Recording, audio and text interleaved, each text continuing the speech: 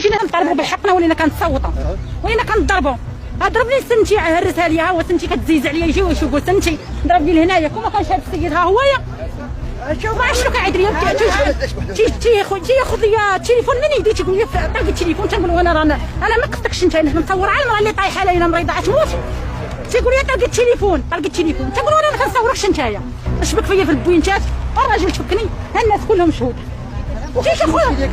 جيت اخويا جيت ندير بنتي على التحاليل جيت بنتي دير لها التحاليل كتموت ليا بنتي قال لنا التحاليل ما خدامينش وما كيدخلوا الناس قداماتي والله الفلوس تيدخلوهم يديروا التحاليل علاش حنا اللي ما خدامينش علينا انا بنتي كتموت ليا في عندي انا ما عنديش باش ندير بنتي دير التحاليل بالفلوس. وعاش الملك عاش سيدنا راح ياخذ كرفيس